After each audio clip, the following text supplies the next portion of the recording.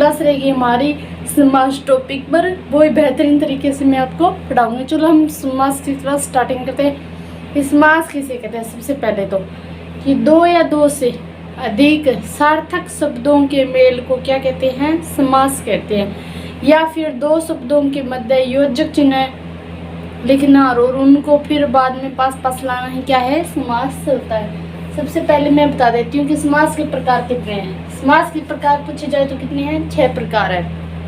कौन कौन से हैं? अभिभव समास, तत्पुरुष समास, क्रमधारय, द्वंद्व, द्वंद्व और बहुब्रीहि। आप इनको एक ट्रिक के माध्यम से याद कर सकते हैं। अभिभव यानी कि किसी पुरुष के मन में भाव आया, भाव किसके मन में आया? तो पुरुष के मन में आया। भाव आएगा तो वो क्या करेगा? कर्म करेगा, यानी कि क्रिया करेगा। क्रिया करेगा कि काम कर आएगा, उसके साथ घर में आते ही दोगलापन होगा। दोगलापन होगा तो उसके साथ क्या होगा? द्वंद्व यानी कि लड़ाई झगड़ा होगा। और होगा किसके साथ? बहुब्रीहि यानी कि बहु बेटियों के साथ घर में लड़ाई झगड़ा होगा।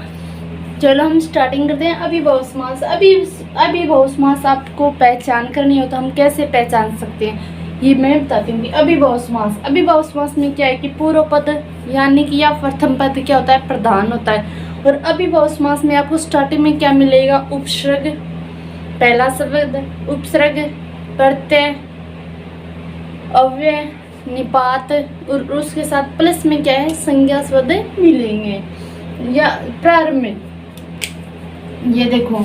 और फिर एक और है कि शब्दों की जहाँ पे शब्दों की पुनरावृत्ति होती है ना, और शब्दों की पुनरावृत्ति उन्हीं शब्दों की होगी, जैसे अव्यय शब्दों की पुनरावृत्ति या संज्ञा शब्दों की पुनरावृत्ति होगी ना, तो वहाँ पे कौन सा समास होगा? अभिभव समास होगा।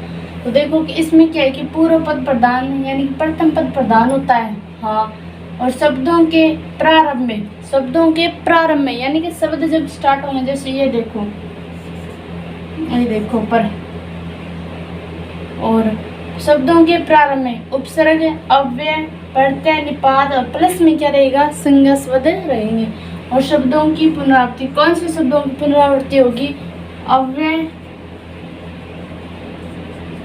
और जहाँ पर भी अव्यय और संज्ञा शब्दों की पुनरावृत्ति हो ना, वहाँ पे कौन सा समास होगा? अभिभव समास होगा।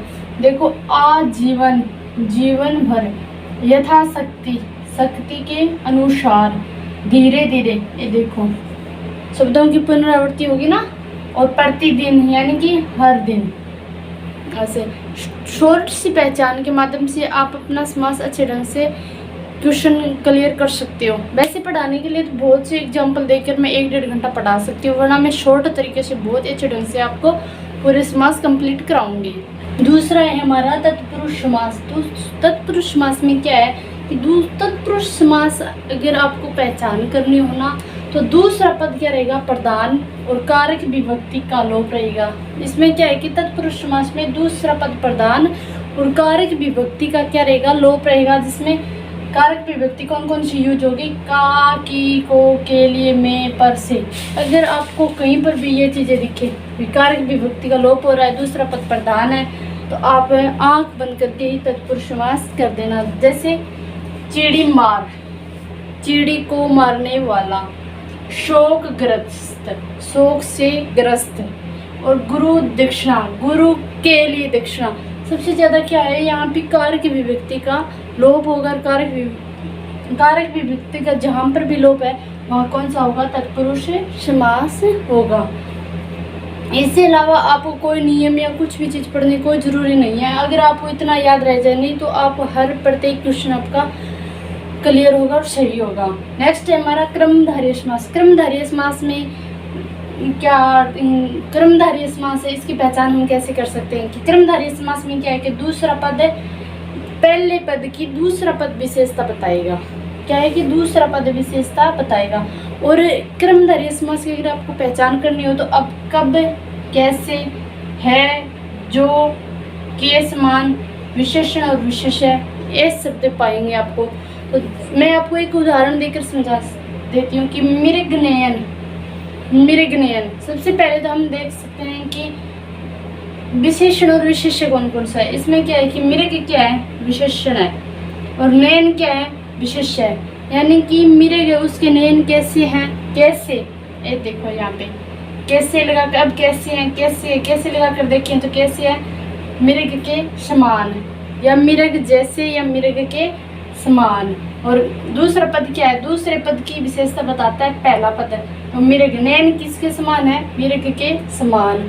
सिर्फ आपको प्रैक्टिस तो आपको खुद करनी पड़ेगी, लेकिन थोड़ा मैं आपको तरीका बता देती हूँ कि ऐसे आप दूसरे पद की विशेषता होगी तब कैसे लगा के देख सकते हो, है या जो या के समान, विशेषण और विशेष्य। अगर आपको कहीं पर भी ये चीज़ें दिखाई देना तो आपका कौन सा समास होगा, कर्मधारय समास होगा।